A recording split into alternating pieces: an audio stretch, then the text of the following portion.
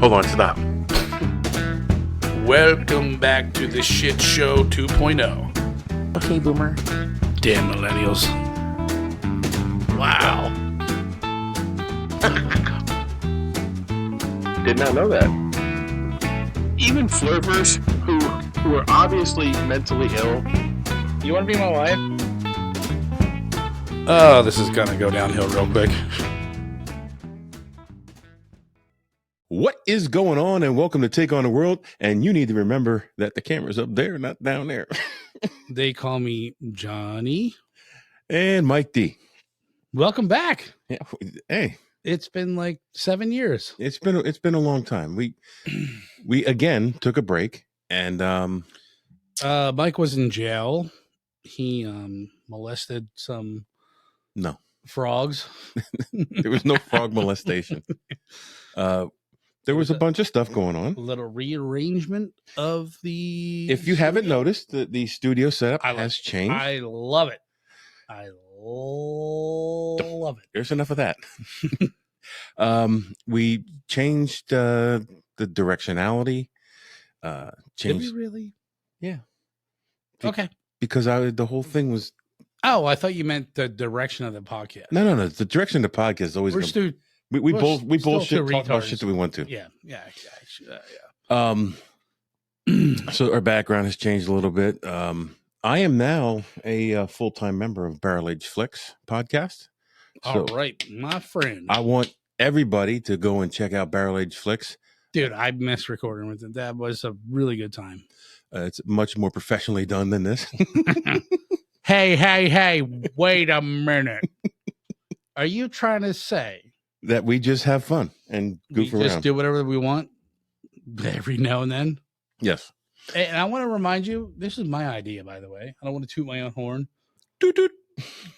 But I remember being down at the one sister location and just mentioning it to you, and you went full throttle with it. I know. I think this was your. My arm keeps swinging around and grabbing this cord. That's because they used to be underneath the table. Yeah, I got to get used to that. I just start smashing the fucking. Oh! But yeah, I'll tell you what, it made me nervous putting this anywhere near you. Fuck you, dickhead. Can I touch something? Go ahead, touch whatever you want. I don't want to. Good, I'm thank afraid I'm God. going to break it. Thank God. But you went full throttle with this thing, and it's been great ever since, which I'm glad, because I don't know this thing. I would break these buttons, and you know what you're doing, and it's been great ever since. So, Well, I had shot that podcast with Casey, and I had an itch to do it. And when you said, "Dude, let's do it," I'm like, "Okay, I'm not fucking around. Let's go." yeah, I was like totally not serious about it. I was just a thought in my head, like, man, well, why don't we? And by the way, I don't know where am I supposed to look? Camera. The big thing. I feel like my head look like I'm seeing your. I'm always going to be like this, like. Well, don't look at my computer. There's no camera down there. Okay. I just it's totally different. Podcast. I used to sit over there Yes. by your big old well tank thing. Yes. And that's another reason why we had to change things, because my new well line came right in through where the podcast is, and that's it. So, yeah, we're back, and we're going to try to be regular again. I know we said that before. Like a flow. I have a lost episode that should be going up this week. God, you even remember what the last topic we talked about was? Yeah, of course I do. Without looking it up? Of course. Yes. UFOs. Are you serious? I don't even remember that one. Talking plasma. Ah, God, I must have been half in the bag. No, we did talking plasma, and we did the sharks. The sharks. No, sharks is the sharks and bullshit's up. Speaking of sharks, how's your gal doing? Oh, good. My wife got me this cool, fill them in. cool little gimmick. Fill them in what that is, because I want to get one. So it's just a little bead bracelet, but the money goes towards a cause. But it gives me an app, and this bead bracelet's assigned to a certain shark. That's so cool. So it's a smooth nose hammerhead shark. I love hammerhead sharks. My favorite. What's the website? It's Phalo. How do you spell that? F-A-L-O? No, F-A-I-L-O? It's like Phalo. Philo? F-A-H-L-O. Oh, I'm sure that's an acronym for something. Yeah, follow. Oh. Like follow me. Okay, I got it. Would that be gay if I got a bracelet? If you got the same one, it'd be gay. The same shark? Yeah. So my shark's name is Fiona. And every time she comes up and goes by one of their stations, it tells me where she is. So every time she moves throughout the ocean, it tells me, I get a notification. It says that your animal has moved. Click to see where she is. And I open the app and I look to see. I'm sorry. I couldn't help myself. I looked to see where she swam this time. And I think it's pretty cool. Hell yeah, that's more than cool. That you can track a shark and see where they go, and you're also supporting a cause. Yes, yeah, which is not a bad cause. So this one was something. You got to send me that link then, because I want to buy one. Something the blue or something. I want to buy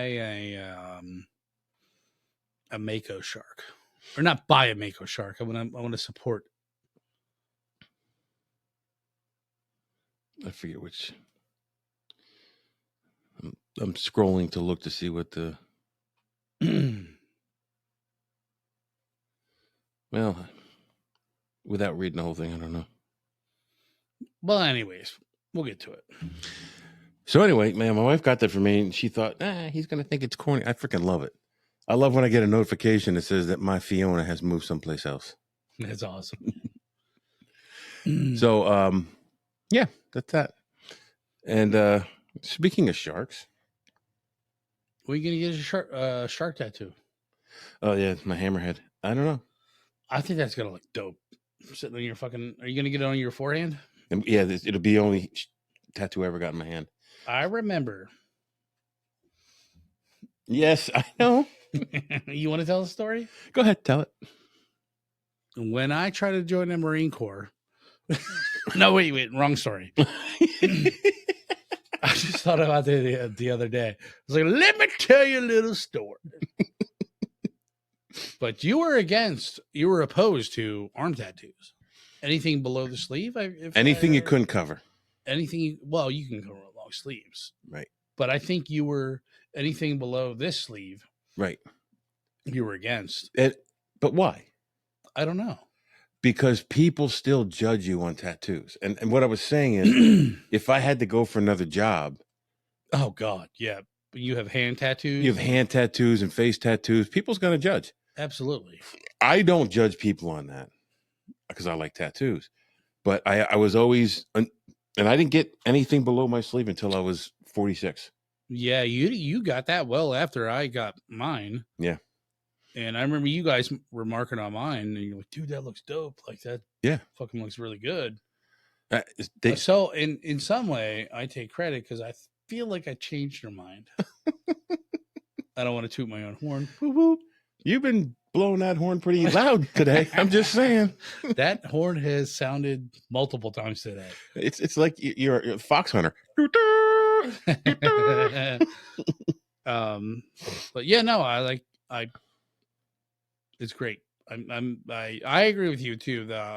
Because I kind of fucked my hands up scar wise, and to cover them, I want to get hand tattoos, but I'm like, I'm not really a hand tattoo kind of guy. You know what I mean? I just think that the head of the hammerhead shark on my hand, on my fist, and then the tail going up my arm, I just think that that's going to look cool. Yeah, done right, it's going to look badass. So that's that. But so what brings us together today? How Yeah. there. First, I want to say, I don't know. I think anybody who's listened before knows I'm a scuba diver. I love scuba diving. A scuba diver? I'm a scuba diver. You're a scuba diver. I'm Scuba Steve. You're And a Cuban diver, a scuba diver. In my youth, I always thought I'd like to be a commercial diver. And like underwater welder type thing. Underwater penis sucking. No, just a welder. No, that's a really sought after, like very, very rare job. Underwater penis sucker? Yeah.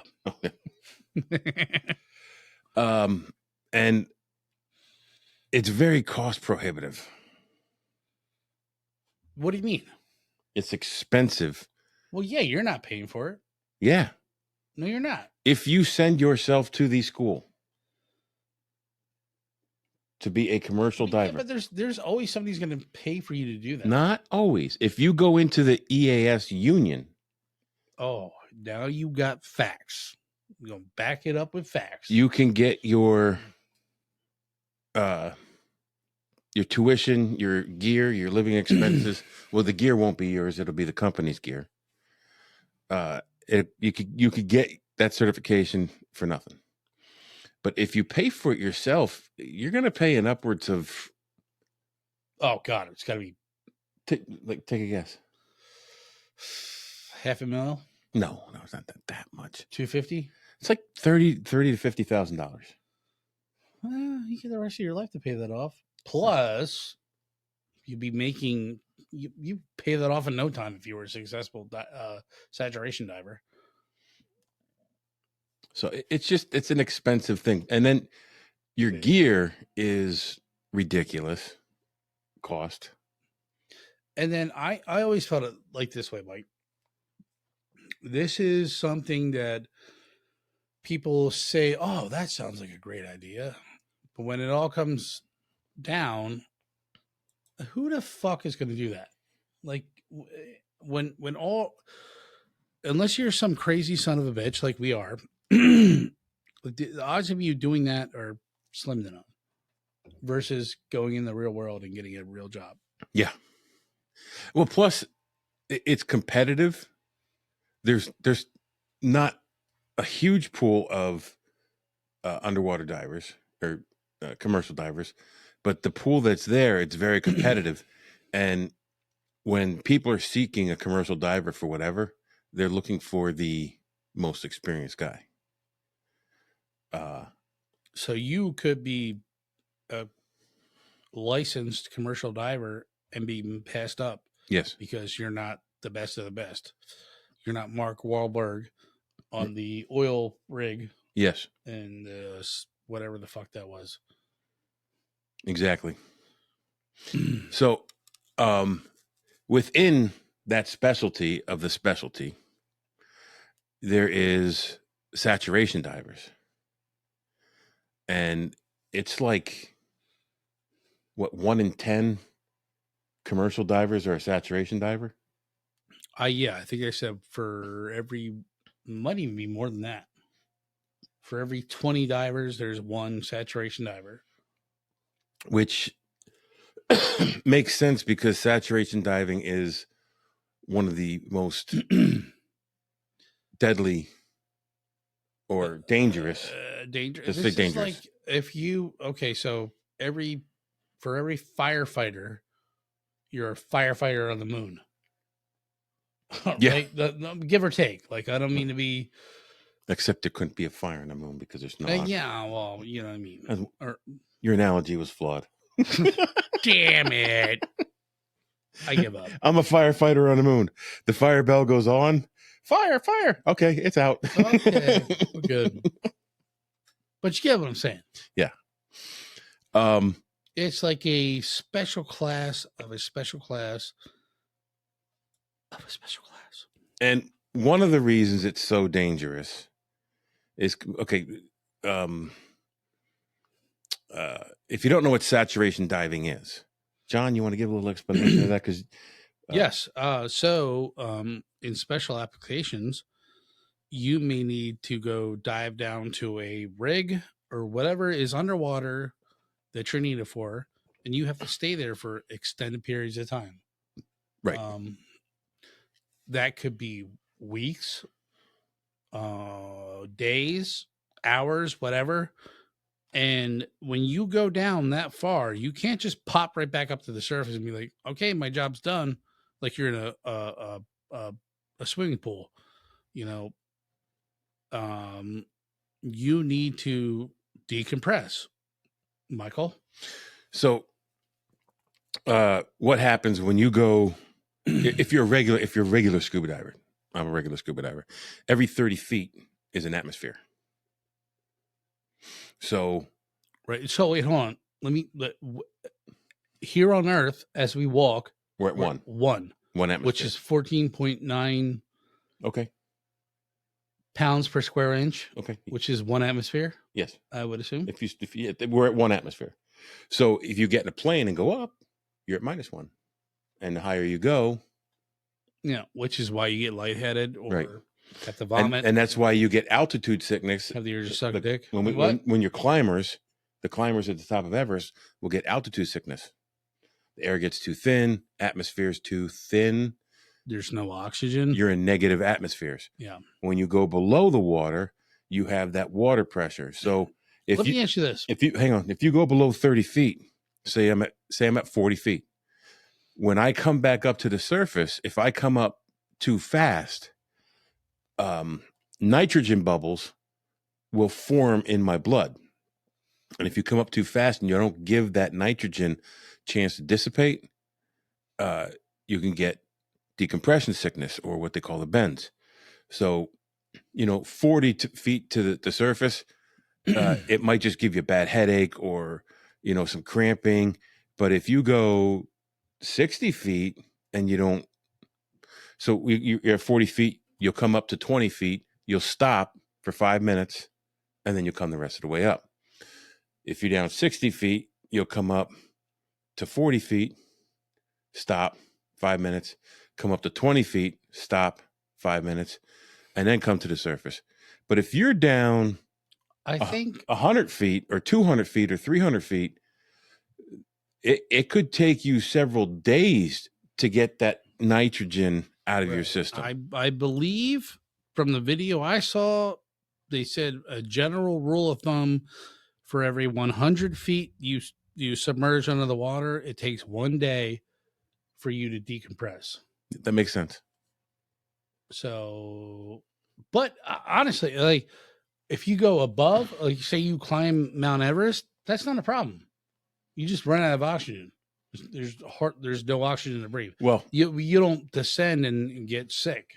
Right. Well, I mean, there's other issues with mountain climbing, but when you scuba dive, say you and me go down to the Bahamas this weekend, and I scuba dive. I go down. Really? Oh, that'd be fucking awesome. I fucking wish. I go down 70 feet. I do my stops. That would take hours. No. An hour. 70 feet. 70 feet, I'll come up. I'll have three. I thought 100 foot was a day. 3 5-minute stops on the way up. Okay. But we can't leave the next day. I can't get on a plane the next day and fly. Oh. I have to wait a full day before I can get on a plane and fly. I could get on that. Or you don't. You don't have to. Well, yeah, I don't. You get on a plane and have your fucking skin blow apart. Right. Well, it doesn't. I would just get the nitrogen bubbles, and I would have the bends on our flight on the way home. Imagine the bends. You ever heard of the bends? No. That's got to be horrible. Luckily, I got scared once because I'm super buoyant. Because you don't say. I float like a buoy. And I got to 20 feet for a stop, and all of a sudden I just shot to the top. Like my tanks were almost empty. I'm buoyant. Did you like fart hard or something? No. The empty tank is replaced. The gas is replaced with air. The air becomes buoyant, and it wants to pull you to the top. Man, yeah, and you know what? Here's the thing. All this is learned by hard knocks. They didn't just, this just didn't happen. They said, like, people back in the day, oh, I'm going to go down here and I'm float back up to the surface, and they get the bends. Yep. They die, whatever. Their liver gets shot 340 feet across the deck. Well, it's like that one time I went scuba diving with one of my friends, one of John's friends, and we had a great day. We did like two. I'm sure you did. Two, I did. we did 2 dives, and then when we were done, I had 2 heart attacks. Dickhead. When we were done, we decided that we wanted to let John know how the day of diving went. The Day of the Dead. So I called him like in a panic, saying that our friend had an accident while diving. She was in the hospital and died, is what pretty much you said, you fuck. He's still laughing. Oh my God. It was funny because please leave a comment. Email this fucker and leave a comment. How cruel of a bastard he is. Come on, it was funny. It was not. It's funny now. No. Yes. No. Yes, it was. Is. What in the hell in your imagination drummed the 2 of you fucking morons to text me or call me and tell me that one of you fuckers are dead? All I could I hope you choke on that, you fucking dick. It was well planned, well executed. Was not well executed. And it was not well received. I hate you, by the way. That was horrible. That was one of the worst times. He was so mad. Hold on. Back it up. I was distraught. I literally was in tears, and I thought I was going to have to go fucking visit one of my friends in a casket. And you're like, by the way, gotcha. Yeah, we're just fucking with you. We just had hamburgers and fucking hot dogs. You should have been here. It was a great time.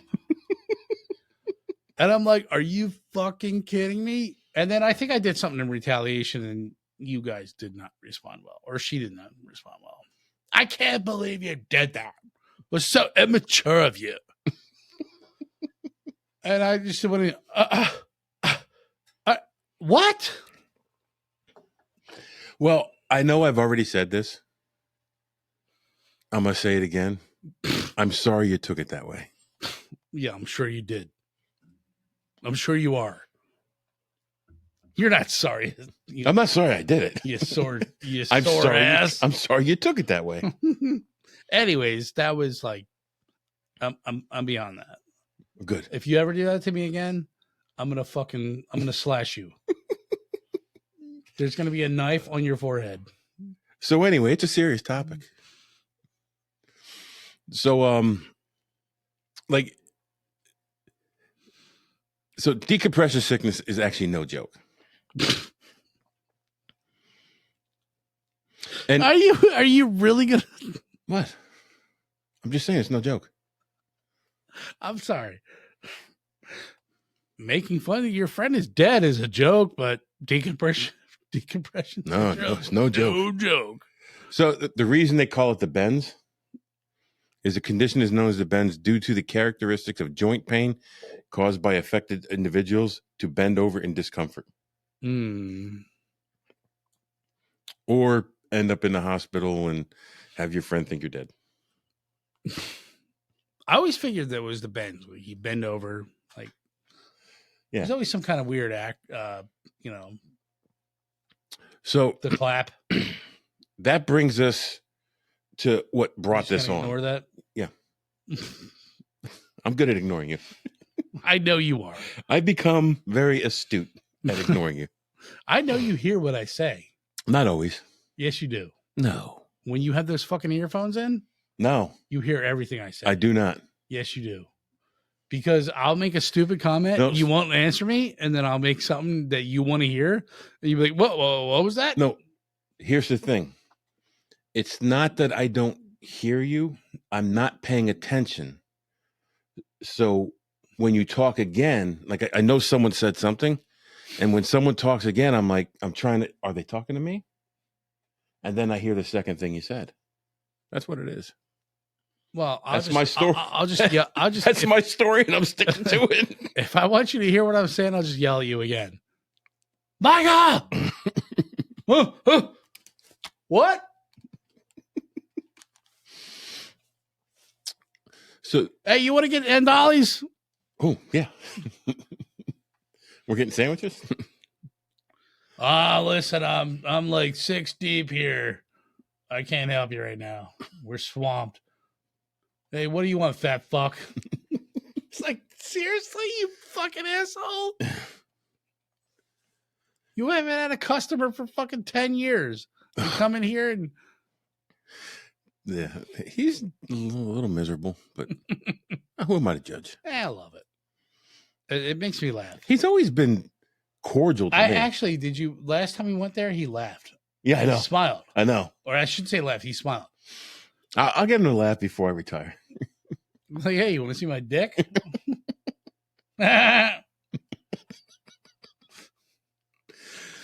So that brings us to what brought this up in the first place.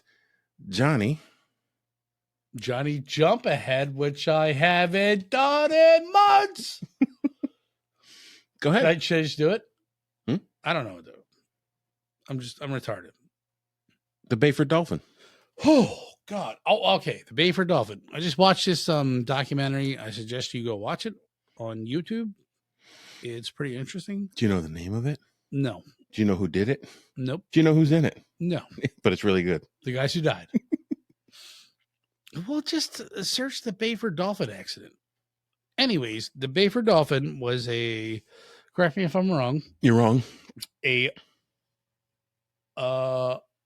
it is right here. Oh, I don't like to read. A column stabilized oil drilling rig. Okay, so that's an above ground. It's a floating rig that's column stabilized. And just like you see on TV. Actually, I have no clue. I have no clue what this is about. I just remember I fast forwarded through the whole fucking video. Oh my God, dude. I listened to the just read it. I'm not reading. I'm going to talk about what I saw in that video they sent me. Okay, yeah. But I'm going to explain what a column stabilized rig is. Of course you are. Basic. And nobody cares. It's boring. No, it's actually pretty cool. No, unless you're gay. So anyway, it's really cool. Go ahead. All right. Basically, Can I read it? I'm not reading it. Oh, well then go fuck yourself. The column stabilized is they send big cables with moorings on the bottom, and they send these cables in. And what's a mooring? It's an anchor point. An anchor point, yeah. Okay. So there's anchor points on the bottom. They send these cables down. They hook it up to those, and that's how the thing's stabilized, so it doesn't float away. Yeah. So if you ever see those big old platforms in the middle of the ocean, and you wonder how they don't go anywhere, cranes and shit, and that's that, or one of those. Yes. So this is all background information we don't need to know. Measurements. You typed it out, right? Read it. I'm not typing it out. I'm not reading all that. I got you shook. This is not a reading program. Reading Rainbow. So, I'm just gonna What were they doing there? I forget what that point was. What they were actually. What they were fixing? Were they fixing something, or were they drilling for oil? Well, it's an oil drilling rig, so obviously they were drilling for fucking oil. Okay. They were. But on this instant, I think you're right. They were fixing something. They were fixing a valve, a pressure relief valve.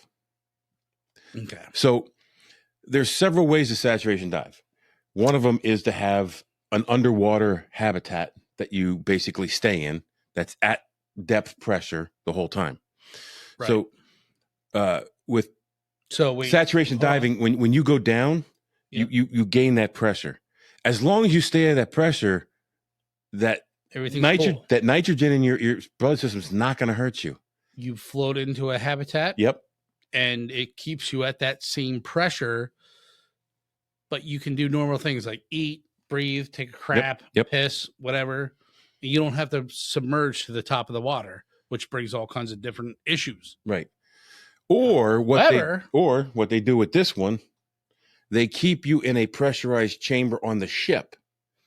And every shift that you go down, and the shifts were usually like 12 or 14-hour shifts. Yeah. So I'd imagine you're at the bottom of the ocean, tooling around, welding, fixing, plumbing, whatever. You float into this habitat, and they bring you up to the surface. In the bell.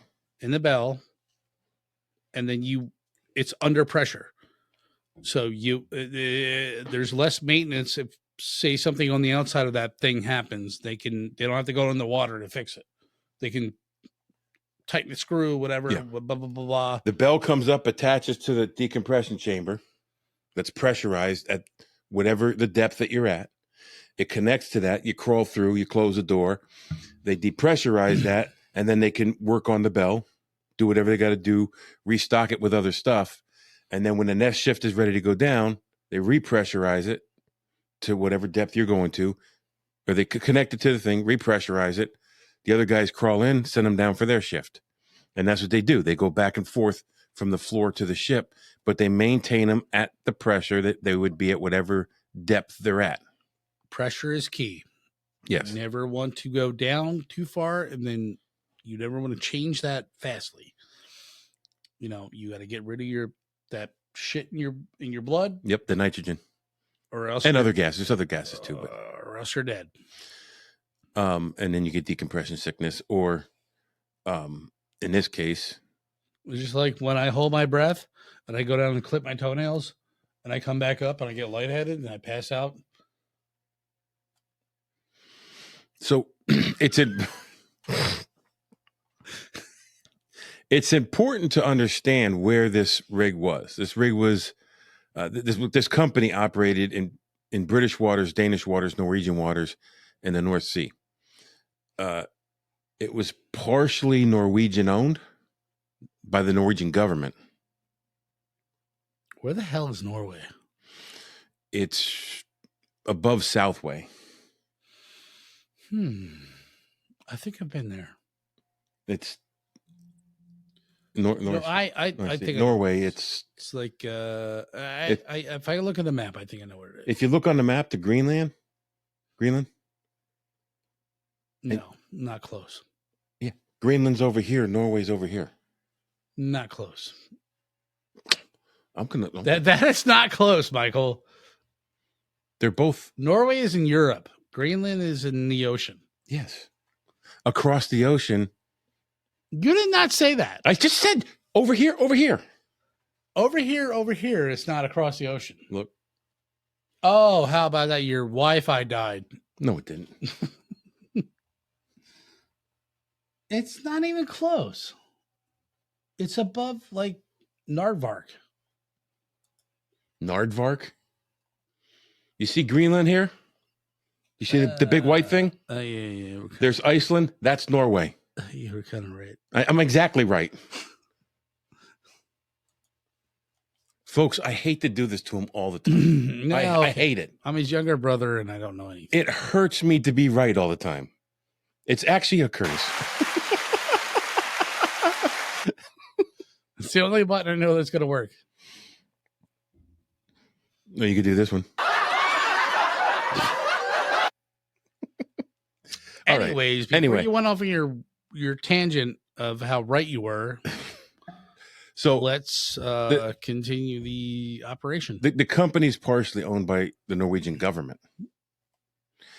And the Norwegian government was also in charge of the inspections for this vessel. It was also in charge, like there were laws set and restrictions that they had to do. Things grandfathered in. Well, that's what I wanted to get to. Like they were supposed to do certain things, and they said, "Well, this ship's old enough. We're going to grandfather you, and when you get the opportunity, you need to bring it up to code but for right now, you're okay. And that what a gross understatement or miscalculation. yes, because that ended up being the demise here. So let's get to the actual accident and understand exactly what happened and how the immediate decompression of this vessel. And this is what I didn't understand. I watched the video that I sent you, and of course I'm retarded, but I'm sure you're going to go into a more detailed description that will get us more familiar. So hit it. So they brought the bell up with, who are the two guys? Do we need to know their names? Yeah, sure. I think we should. Yeah, fuck yeah, because they fucking died a horrible death. I didn't put this all in order. I'm very not. I mean, I would think that I would like my name known. Oh, okay, I'm doing it, dude. Okay, there were 4 divers in the decompression chamber, and there were 2 dive tenders who were outside the chamber. What their job was to do is to make sure the connections were made. They talk to the divers. Yes. They make sure their air is okay. Yep. Whatever communications and lines go down into the water, they make sure everything is good.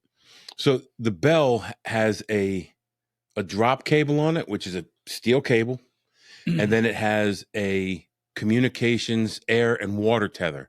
So when you go down that deep, the water's cold as hell. So your diving suit is a hot water suit that basically I didn't know that. That basically circulates hot water through it so you don't freeze. Wait, what? It circulates hot water through it so you don't freeze. You said circle weights. Circle weights? It circulates hot water Anyways, fluid. Sorry, I got to pick out all his inefficiencies. Yeah, because he knows he was wrong about Norway and Narvar. So, and that'll become important when we talk about another disaster. But so all that goes down with them, and their job is to make sure that that's functioning, connected properly. How the fuck did they do that? That's a whole topic on its own. No, they got an important job. The tenders. Well, absolutely, but so it's but how? What I'm saying is, like, how do they get hot water, communications, blah blah blah, everything, air? What I want to know is how you pump hot water that far down and it stays hot. Yeah, exactly. So you got Edward Coward. Whoa.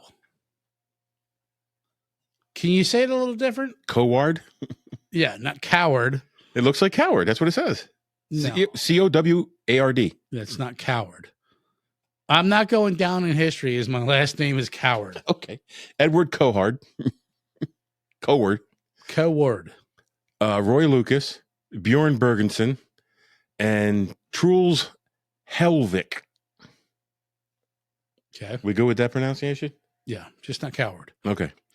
Those were the divers, the 4 divers who were in. It's like no, my last name is Coward, asshole. Yeah. Don't get it mixed up. He's going to come back from the grave, tap you on the shoulder. Yeah, it was Coward. It sucked. Coward. Yeah, I dealt with that for fucking years. That's why I did the job I fucking did. I was 32 years old. It sucked. Don't be a pussy. And the 2 tenders were William Cramond, and Martin Saunders. They were both involved in Wikipedia. You can't see the screen. I just read that out loud. My bad. Anyways, the divers were transitioning between a diving bell and a pressurized living chambers at about the 9 atmospheres of pressure, which is, again, down. Right, but you got to imagine this big sausage-looking contraption that these guys are living in for all the time. So and their shift is scary as fuck. Their dive shifts were like 14 hours, but the time that they had to stay in that atmosphere, that 9 atmosphere, was like 4 weeks. Plus the time to bring them up to pressure and the time to take them down from pressure. So it's like 4 or 5 days, 4 weeks, 4 or 5 days. So it's like six weeks altogether that they had to live in this thing. And so they bring the bell up, on that big cable, and they attach it to. Oops, sorry. They attach it to the side of this big piece of sausage. So there's a neck, a pressure door, and the bell.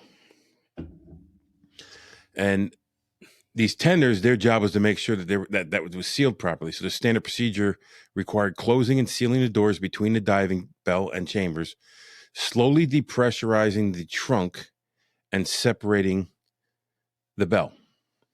You want to say what that one? What you want to give the notation for that one? If that's from IFL Science +1.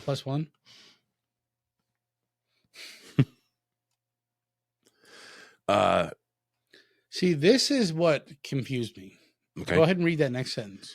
Due to human error or mechanical failure, the clamp sealing the trunk opened prematurely before the chamber door inside was closed and before decompression.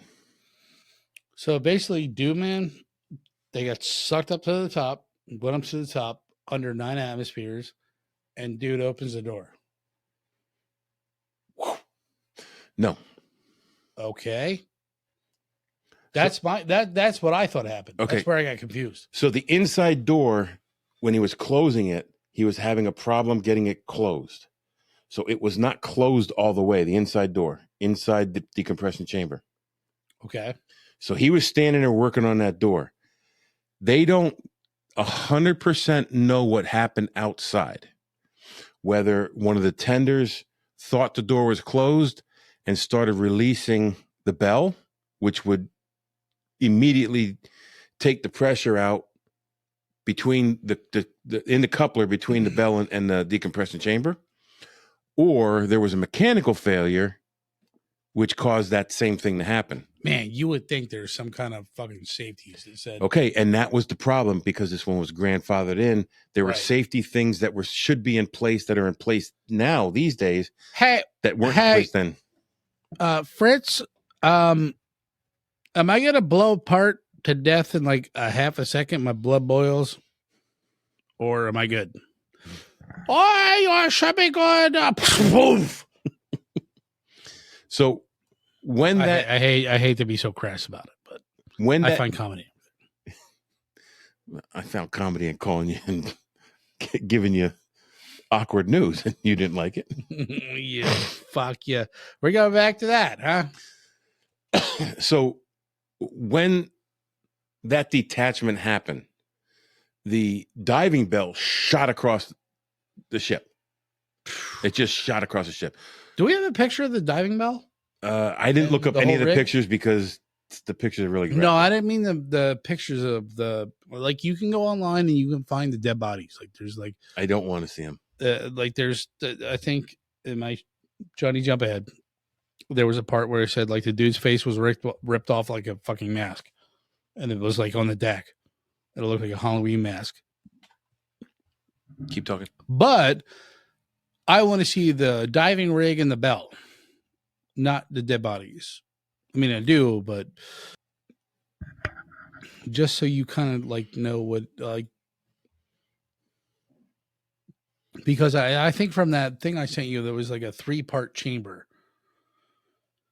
I don't really get it. I can't visualize shit unless I see it. I just want to know what a commercial dive rig looks like, where it brings you up and down. That's pretty impressive to me. You know, obviously it's a engineering feat, but I don't know what it looks like. That's what that 9 atmospheres of pressure caused that much damage. What does it look like normally? Well, that's, I think, this portion of the platform here. And we're back. So yeah, we were trying to find a picture of the diving bell after the accident. I think it was actually almost obliterated. So when it detached, it was blown across the room because 9 atmospheres rushed out of that decompression bell or decompression chamber at one time. Unfortunately, the person standing closest to the door and the doorway was only about that wide at that point, like 7 or 8 inches wide open, got pulled through that opening. The room decompressed in 0.12 seconds. So that's like a snap of the finger. Yeah. Boom. So he got pulled through that door, and unfortunately, he was basically shredded and exploded. And that's not half a lie. John, you can look the pictures up for yourself. We're not going to post them here. Yeah, I won't post the pictures. But yeah, there's a graphic coroner's report. Very graphic. Of like the dude's face was ripped off and his skin was laying on the deck like a mask. Just you his penis was inverted. Yeah. They said it was vaginated. Vaginal. Well, imagine that's turned inside out. Yes. That's what I had last week. I think the only part of his body that was whole in one piece was his liver, which was thrown 30 feet across the room. But it was the only internal organ that was in one piece. Across the deck of the structure. Yeah. Not the room. Well, you know what I mean. Yeah. Across the rig. Yes. So he didn't know what happened. Like he was. Well, it's instant death. Instant death. The other 3 in there also instantly died. But basically what happened to them is their blood boiled so fast. They didn't know what happened either. There was no pain. It just happened. And the coroner's report for them basically stated their blood boiled so fast that the only thing that remained was the oils within their bloodstream. God bless them. So not a pleasant way to die at all. No, quick, yes. Will we ever be able to know? Was it painful? Hell no. But I would like to think it wasn't. So it said the Byford Dolphin systems lacked fail-safe hatches, pressure gauges, and interlock design that regulatory loopholes that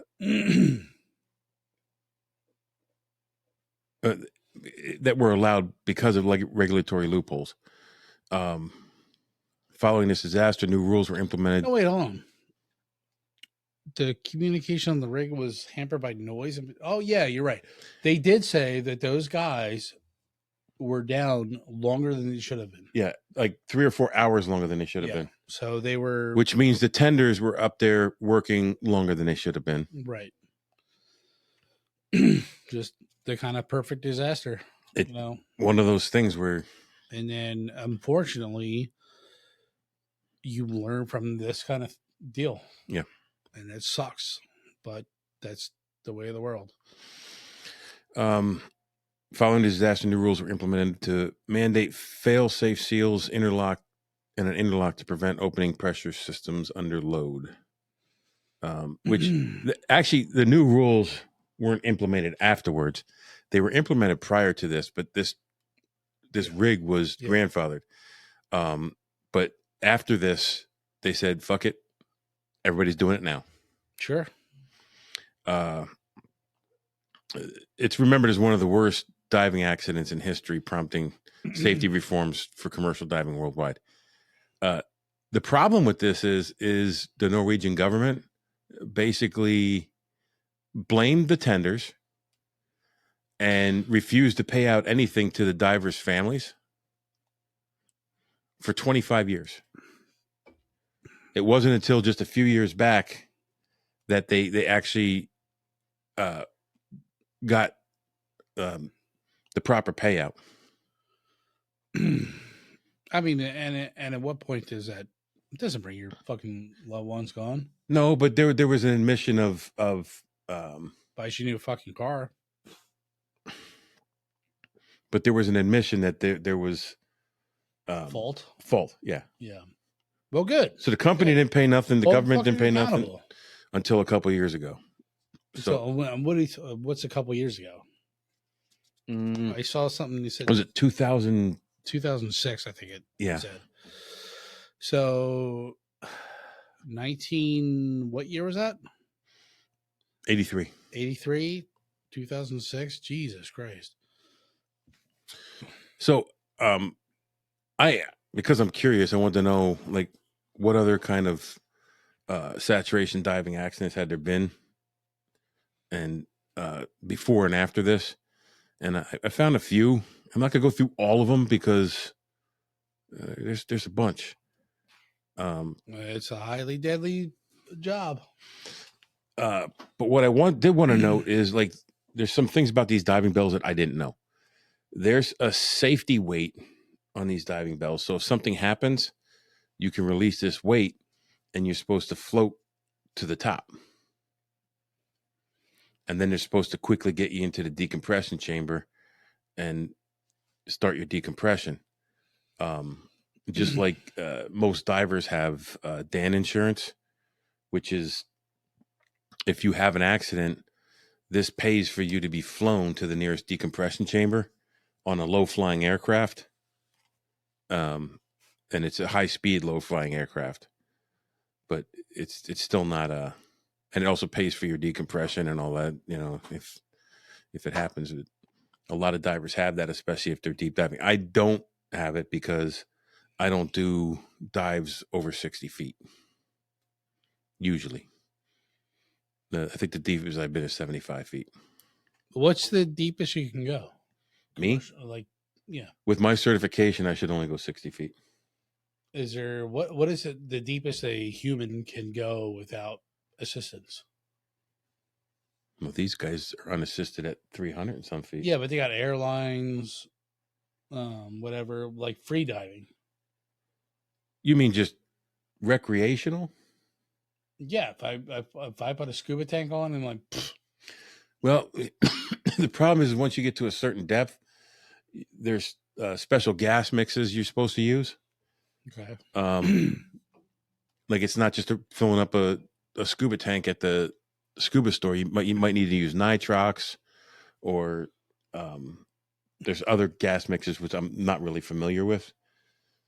So unassisted without the nitrox, I think it's like 120 feet. I don't know. If I went down without anything, just free dive, no mask, no tanks, no tanks, as far as you can dive, because you're not staying down there. The pressure's not going to build up. Free diving, you dive down, you come back up. There's no chance for the pressures to build up. I got you. I don't know what the world's deepest free dive We was. should have touched on that girl that free dived. I mean, she held her breath a little too long. You know what I'm talking about? I think she was a French woman. Yeah. Anyways. So there was the Drill Master accident in 1974 in Norway. And a lot of these things are in the North Sea. I heard that's a pretty rough sea. Yes. In 1974, off the coast of Norway, 2 commercial divers died as a result of the accident. The accident happened when the diving bell drop weight was accidentally released. This is the one you were talking about. Yeah. At a depth of 320 feet. Huh. And suddenly caused the bell to rapidly ascend to the surface with its bottom door open. As a result, one of the divers was outside. He was snagged on his umbilical cord. What? Wait. What? So when they're working outside, they're attached by a cord. I'm thinking his actual umbilical. Like, Didn't he lose that when he was born? Yeah, I'm sorry. No, that's what they call the cord. That gives him his hot water to his suit. It gives him his air. Ramen noodles. Yes. So he was outside. He got snagged. He got pulled up with it. And he died on the outside. The other guy died on the inside. Both divers died from rapid decompression sickness and drowning caused by explosive decompression. Oh, explosive decompression. The investigation found that outdated instructions. Like you understand what that means, right? Explosive, boom, decompression. So it's like a sucking in and blowing up. Explosive decompression just means it happened quickly. I get that. But decompression means, right? Like lowering, right? Explosive means, so you're basically, what I'm thinking is you fucking shrink and then you blow up. No. In this case, it means it happened rapidly. Okay. So I think our faithful viewers will agree with me. They might. D negative, con, sucking in, explosion. I understand where you're going and where you're coming from. What I'm saying is the term in this case means quickly. Okay, let's get off this subject. So the guy who was outside who got stuck by his umbilical cord, his body was never recovered. So he was baloney missed. No, he was outside a thing, and once the umbilical ripped, they couldn't find him. Or he was baloney missed. It's horrible. Star Canopus accident, 1978. Pussy? I don't know. It sounds like a James Bond villain. Kind of pussy. Fatal offshore diving bell accident, North Sea. Details include loss of life during saturation operations. November 26th. Barrel Alpha Oil Platform. God, listen, there's way too many of these. I know. But we're on page 8. There's 10 pages of these. And they're all horrible. Yeah. Well, not all of them. There's not loss of life in all of them. So I'll try to find a non-loss of life one next. You're a mushroom afterwards? I don't know. I survived that decompression from 300 feet. I came out okay, though. I'm all right. The main lift wire, life support umbilical, and guide wires to the diving bell were severed by the anchor chain from a nearby submersible platform. The diving bell dropped to the seabed approximately 102 meters, 334 feet. No, that's not too bad. If you drop, right? Unless you, as long as you have the right equipment. So, in this case, is where you pull that emergency weight, and as long as the bell is closed, you'll stay pressurized, but you'll go to the top. Yeah, they did say the longer you go down and the longer you stay, it doesn't really have an effect. The problem is going up and not getting rid of the nitrogen in your blood. Right, but that bell is pressurized, so you don't have to worry about that. What you have to worry about is you don't have air or hot water. Hot ramen noodles. Yeah, you don't have hot ramen noodles. The problem here is they couldn't release the emergency drop weight because it was secured with a secondary lock pin on the outside of the frame. So that's a safety thing when you're transporting it. Nobody removed it. Jesus Christ. I would like to know what these guys is, you know how like when we take a vehicle out, we go around and walk around and we like kick the tires, make note of any dents. Yeah. Do you think these guys have a similar thing? Like make sure the lock pin isn't fucking fouled up. They should. Or the cord isn't frayed. So there's so many questions I have, dude. There was supposed to be something on the bottom to prevent the door from being blocked by the seabed. It wasn't there. So they couldn't exit to get that pin off. Oh my God. And it lacked a strobe light so that and a transponder, so they couldn't find them from the surface. they brought in, I guess, four vessels, 3 other vessels to try to help save him. The bell wasn't recovered for over 13 hours due to bad weather conditions and the fact that they couldn't find it. They were both dead. Hypothermia and drowned before the rescue was possible. I would think drowning came first. Or, oh my God, Mike. You think about that, they were in the vessel with water like up to your neck. And you were just sitting there like breathing your last breaths. Oh, that's fucking horrible. Yeah. Let's see. Here's one where they were successfully rescued. Where's the North Sea? It's north of the South Sea. Is that east of fucking Iceland? It's north of Norway. You want to pull the map up again? Yeah. The North Sea. I'm actually trying to think of that. I think the North. I think all of this is the North Sea.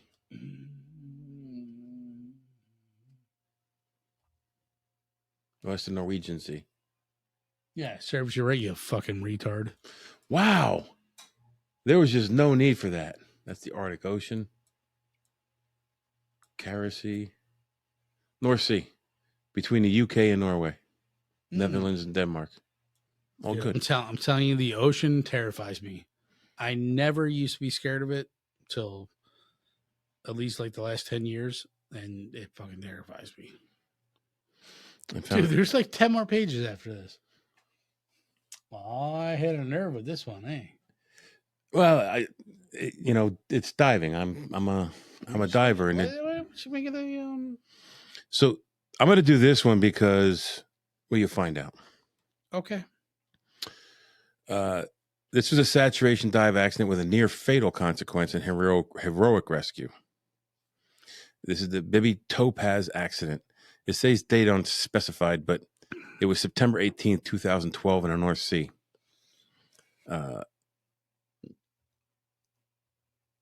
This is a specialized diving support vessel equipped with saturation diving operations.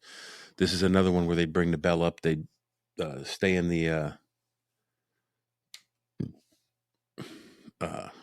one. No. No, you're right. They're working from a diving bell underneath the water. Yeah. So the vessels. The North Sea is a very volatile sea. Sure. As most of the sea is. The vessel's dynamic positioning system failed in strong winds. So the dynamic positioning keeps the ship right where it is. No matter what the sea's doing, it keeps it right there. Okay. It'll pitch and roll, but the ship stays where it meant to stay. Right. So they start going off course. The umbilical, Chris Lemon's umbilical cable became snagged on the steel structure as the ship drifted. The umbilical was severed, cutting off his gas supply, his hot water, his light, and his communications. Dude, could you imagine that? You're just dead in the water. No light. Now he does have an emergency air backup. Okay. Lemon switched to emergency bailout gas, which left him alone unconscious on a seabed for 37 minutes without heating or communication. So he's starting to get cold right away. Sure. Hypothermia. So they put a remotely operated vehicle, ROV, in the water to locate him. But they didn't know where he was. So he had to get to a point where they could find him. And how do you do that? In the dark, because he had no lights. Right. Be like, well, I'm going to go over here by this lump of seashells. Now, they made a movie from this. Oh. The movie's called Last Breath, which I just watched not long ago. Good? Yes. It was really good. I don't know how much of the movie was dramatized and how much wasn't, but according to the movie, he found his way to the platform and climb back up to where he was when he got disconnected. So he's finding his way to the anchor points of the platform. I don't know how this platform worked. I don't know. It was different than a regular rig because the ship was above there. It wasn't like a rig in the ocean. So he's in the dark. Yeah. With a backup oxygen supply. Yeah. Finding something that is tangible. Like, oh, that must go up to the top. Yeah. I'm going to grab a hold of that. Holy fuck. Dude. So he gets up onto this platform and then anchors himself there with one of his clips. So he doesn't, he passes out. He's just floating there. Well, he's cold, so he gets hypothermia. This ROV finds him, and when the ROV he's having involuntary movements, and the ROV realizes, holy shit, he's still alive. And they I don't exactly know how they really got him. The movie says they connected him to the ROV and brought him to safety. They probably just saw his body and like, that's him. Hook him up. Let's bring him up. And someone else came down in a bell. They got him in a bell. Blah blah blah blah blah. But if you have a chance to watch the movie Last Breath, hell yeah, I'm gonna watch that. And there's also a doc. I think that was on Prime. Okay. There's also a documentary film, Last Breath. So I didn't watch the documentary. I did watch the movie. Last Breath. Oh shit. Go ahead. Oh, maybe the film was a documentary film. I thought there was also a documentary done on it. But yes, excellent movie. If you get a chance to see it, you're gonna want to check that out. Last Breath, 2019. Last Breath. Yeah. If you look at the first photo. The 2025 movie right here. That's the movie from 2025. Yeah, here's Last Breath, the documentary. Okay, I didn't watch the documentary. I watched the movie. Fuck that. I'm gonna rent this. I'll keep it open so you can watch it. All right. Let me know when you rent it. I'm gonna rent it tonight. Yeah, this is the movie I watched with Woody Harrelson. Yeah. No, I want to see the whole. Yeah, I want to see the real story. Look at that! Oh my god! He looked like he's in complete darkness. Yeah, so I want to watch the real story, but the movie was good.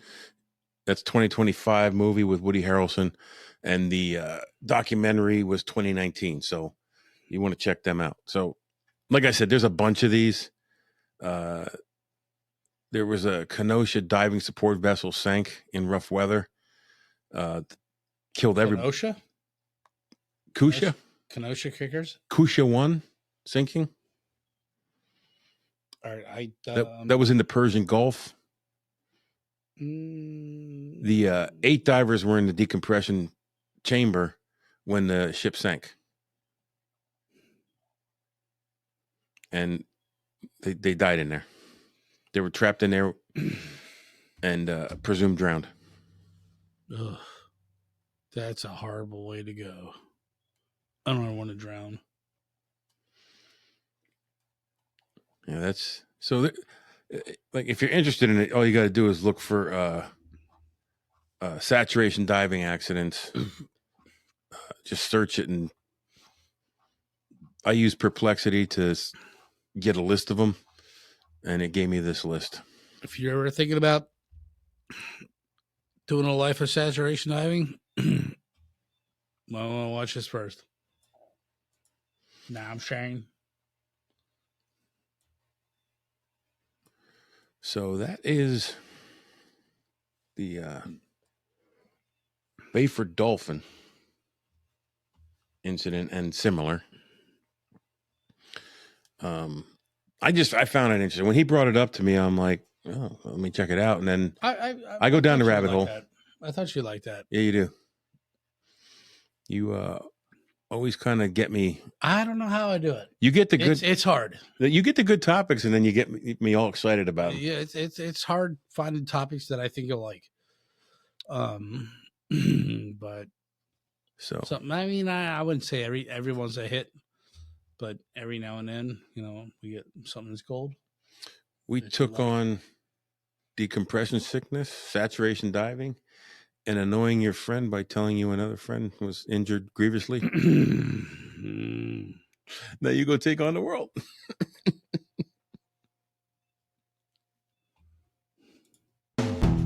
Hold on, stop. Welcome back to the Shit Show 2.0. Okay, Boomer. Damn millennials. Wow. Did not know that. Even flirters who are obviously mentally ill. You want to be my wife? Oh, this is gonna go downhill real quick.